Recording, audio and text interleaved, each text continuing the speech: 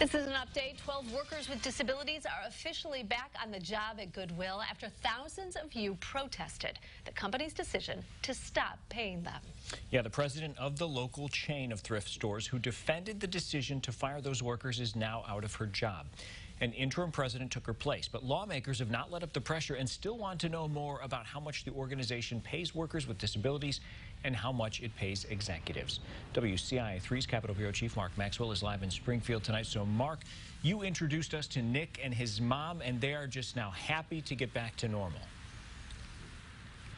Paul, good evening. Nick and Lonnie Braun are ecstatic. This is all they ever wanted, was to get his job back here at Goodwill. They never expected all the attention, all the angry backlash from people in the community who threatened to boycott Goodwill here. Now they're both sharing a thoughtful message with all those people who came to their defense. What would you say to somebody who says, I'm not going to donate to Goodwill anymore? What would you tell them? You should.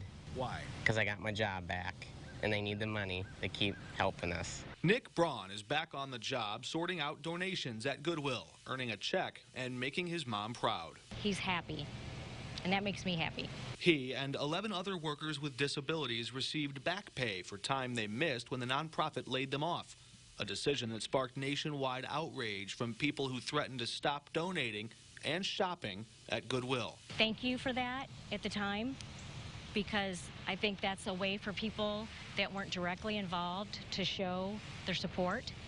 Now they can show their support by donating again, to keep these people in their jobs and to give them jobs to do. And Goodwill is actually a good organization if it's being run like they say it's supposed to be run. Staff initially invited us in to see Nick and his co-workers during their break, but management kicked us out.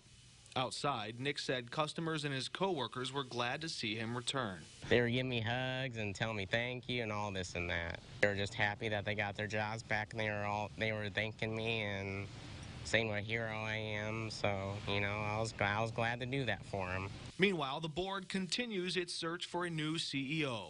In an apology letter released the day before she submitted her resignation, former CEO Sharon Durbin wrote, regardless of the business and financial challenges ahead of us, Land of Lincoln Goodwill will always remain true to our ideals and our mission of helping others to help themselves through the power of work. So far it seems that that's what's happening. I hope that people will start donating again to support these kids, and I really hope that the board looks into the day-to-day operations to make sure that they're doing what their mission statement says they're there to do. The store manager here in Springfield told me today that the boycott did hurt. They felt the pressure. Donations dipped. She even said she was harassed and jeered sometimes in public because she worked here, although she had nothing to do with that decision. Also, several people that are close to the Goodwill community have reached out to us, coming to Sharon Durbin's defense, saying that for 13 years she did a lot of good things that went unnoticed, and that she was under pressure from the board to make a decision that she had wrestled with before making that announcement. But still tonight, no official word from the board as they stay hunkered down, refusing still, weeks later, to answer any of our questions. Paul? Well, Mark, if they do answer your questions, I'm sure you will let us know. Mark, thank you so much.